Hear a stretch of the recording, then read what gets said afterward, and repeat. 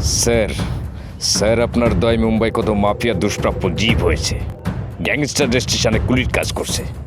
Sir আপনি কি জানেন কতগুলো সেটেলমেন্ট বন্ধ হয়ে গেছে, প্রপার্টি কেনা বেচা থেমে গেছে, কোটি কোটি টাকার ডিল বাতিল রয়ে গেছে।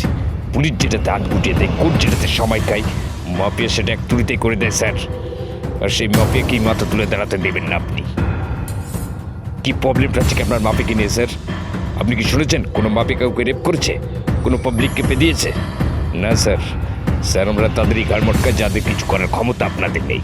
আর অন্যরা যদি আপনাদের কাজ করতে আসে, আপনাদের কি প্রবলেম আছে স্যার? কি প্রবলেম আছে?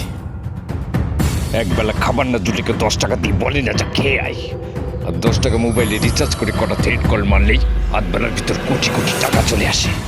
আর সেটা করতে আমি এখানে এসেছি স্যার।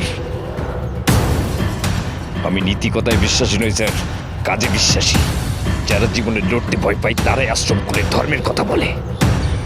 আমার পায়ের তলা মাটিটা আমার, সেটা বলা কি অন্যায়? স্যার আপনি অশ্বমেধের যজ্ঞের কথা বইতে পড়েছেন, আর আমি অশ্বমেধের ঘোড়া সেটা করে দেখাচ্ছি।